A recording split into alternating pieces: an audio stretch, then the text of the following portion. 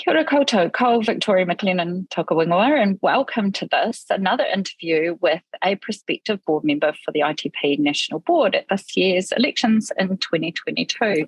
I'm here today with Mark Harrison, who has been a member of ITP for about 5 years, and he's also a member of the Wellington Branch Committee, so contributes to our network via the activities of the Wellington Branch. Kia ora, Mark. Kia ora. Nice to have you here, and thank you. I know you've just told me, and I'm disclosing this to everyone who's listening, that you've just been travelling and you've just got back. So I appreciate you taking the time, given you're probably jet lagged right now. That's fine, thanks. So there are 4 quick questions, some a bit personal and some a little bit more detailed about ITP, just to help the people who are our members who'll be voting in this election get to know you a little bit and learn about your views. So the first question to ask you is, what are you proud of? Cool. So I guess, in my career, I've maintained a relatively broad skill set, which takes effort and can be frustrating, but I like to kind of know what I'm doing. So that, I don't want others. I want to know that others are doing tasks because they're either better at it or better placed to do the work, rather than me being completely unable and inept to have a go at it myself. So that means I've kind of taken on roles through from strategy, delivery, PM, testing, architecture, design, bit of coding, bit of security assurance work as well. So that's kind of given a bit of a bigger picture overview. It comes at a cost to maintain all these skill sets, of course, but perhaps other people can unlock financial rewards sooner, but I find that it's quite enjoyable for me. And that's kind of led to the second thing, which is enterprise service management, which is kind of a big picture thinking, a bit of a curious oddity, really, but a model for the organization that's come out of some of this work. So it started out as a frustration of ITIL v3. If anybody knows, it's the service management framework for IT, which was kind of very clunky, quite prescriptive, or at least the way it's interpreted.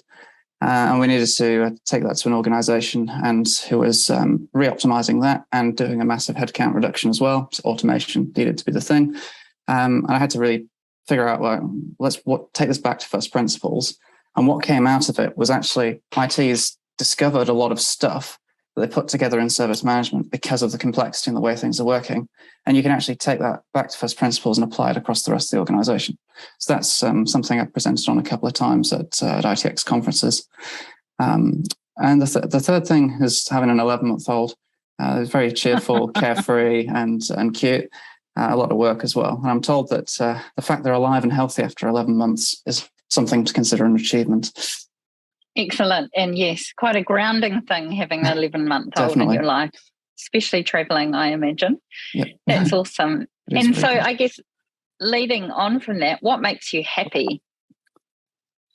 So I guess, having an uninterrupted period of sleep, time to focus, these are all things that have come very much front of attention. I haven't done a long flight with him, and seeing his development as well, of course. But I guess more professionally, making a difference, seeing outcomes and efficiency. I mean, kind of who doesn't really?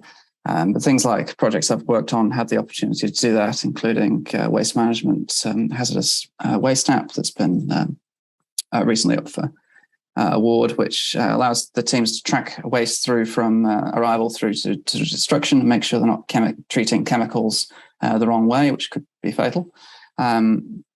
So that was there was a mobile app as part of that, and just seeing the forklift operators get hold of this app. We'd spent a fair bit of time on the UX design of it and made sure every screen had all of the options that you'd intuitively want on that screen, and just seeing them, they were like, I don't really need the training. I can sort of see what it does.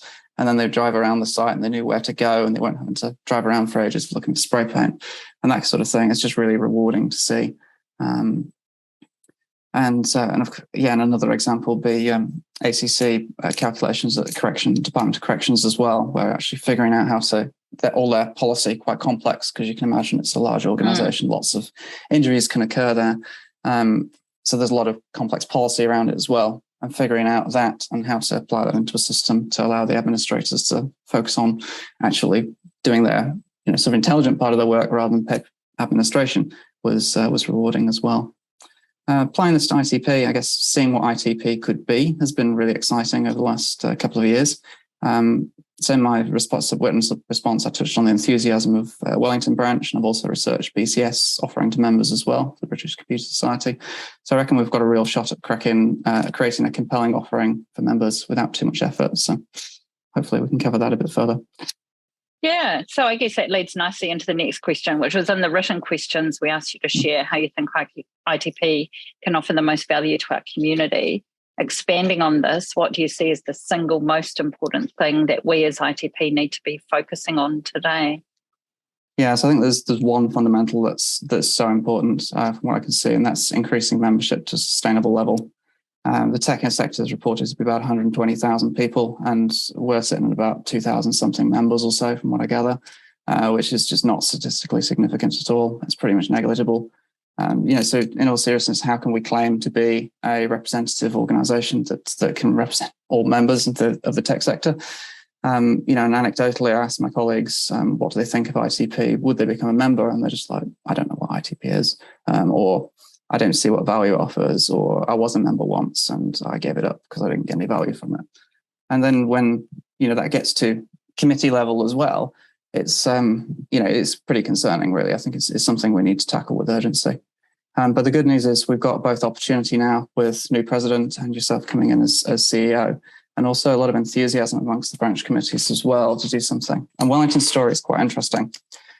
So I joined ITP because I was a member of BCS. I moved to New Zealand. Why not?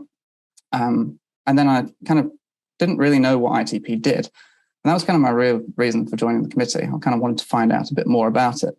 And then getting on the committee, I kind of found that the committee didn't really know either, and no one really seemed to know what we're doing. And there was kind of talk of a strategy coming, but no one could really see anything. And that kind of grew to a level that actually went, the committee got a little frustrated at some point, and we kind of said, well, why don't we just have a crack at pulling together a strategy? And that was, got quite enthused about that, and kind of came up with 4 pillars in the end. So what do members want? And it kind of everything boiled down to about 4 different themes. So members effectively want to get work somehow. How do we get our members engaging and rewarding work? How do we get them recognised? Because it's quite an informal industry. How do we recognise the skills and achievements that people have? How do we get people tech smart to keep up with the latest trends? And how do we get people represented and safeguard and promote a member's interests? So really, we need a strategy and we need to execute it quickly, because that membership at that level is just not sustainable. ITP could cease to exist as a going concern if we keep on this right. And I think that's been understood and aware by the committee. And were those 4 pillars grounded in the views of the Wellington branch members? Yeah, pretty much. I mean, those were just a stab at it. So it's not, I wouldn't take that and apply it. It's just kind of, this is a starting point. And then, of course, there needs to be the proper consultation and everything, and dovetail into the work that's already going on at the moment on that. That's just kind of my take on it from being a committee member. So the last question is, if you had a bottomless bucket of cash, what would you have ITP investing in to benefit either our members or the wider community, or even Aotearoa New Zealand as a whole? Cool. So I think the strategy is absolutely key at the moment. I'm not here to push specific initiatives at the moment. That's kind of got to be done in partnership with members. But I think the members are the focus, really. It's a membership organisation. People choose to join us. People pay for that privilege. And therefore, we need to benefit the members first, get at a sustainable level before we can start really, the community in New Zealand will be secondary, or it'll be as a byproduct at the moment. Looking to comparative organisation of BCS, they do a heap of stuff really well. They have a cool career planning tool, which I've used. Why don't we jump on board? They've got a significant e-learning catalogue. They've negotiated member discounts. They've got legal representation for employment disputes, contractor insurance. They produce publications with leading tech article in their research. They've got senior members involved in the policy consultations. They're not just committee. They actually have the fellows there in that as well. And of course, they have their online forums and their events, conferences and certs. So we're not BCS, but why reinvent the wheel? We can borrow ideas, we can try and partner with them because they've got more resources, and we can also decide then to focus on specific offerings we need to have for the New Zealand market. A couple of examples for us. So one kind of aligned with those 4 pillars. So to get members work, we've got contractors and employees, and there's a real skill shortage in industry that's recognised. So what about a simple talent brokerage? organ recruitment agencies can come to us for a list of people seeking work. We could possibly provide some assurance and vetting of those candidates through peer interviews and that sort of thing, with impartial feedback, maybe. It's just one model. There's other things we could do as well. Another one idea that came up was investigate setting ITP as an AOG panel provider. So contracts at the moment are completely blocked from most government contracts because you're not a large organisation who's ticked all the compliance boxes. Why doesn't ITP do that on their behalf and then put up vetted CITP, NZ and CTEC candidates there, which should, in theory, for government, be cheaper and better and be New Zealand based as well, rather than most of the international organisations that are on those panels. Of course, getting recognised, certifications are good, and we provide that already, but we need to really grow the profile of the organisation to make those relevant. I mean, for instance, I was asked on an interview recently, why do I have CITP NZ on my profile? And I said that I'd like people to care, but I kind of know they probably don't at the moment. And the interviewer kind of agreed with that, really. They felt the same. They like a professional recognition in the industry. So we need to get that moving. Get tech smart. I think we need to have industry leaders and innovators speaking relevant regularly, and publications. Can we draw on some of the BCS stuff maybe, or any other sources if we can't do it ourselves? And finally, we're getting represented. So many in IT are in private sector, and there's no union per se to represent interests. Therefore, BCS is kind of the only organisation, which is why it's so important, because we're the only peer organisation there for employees and contractors.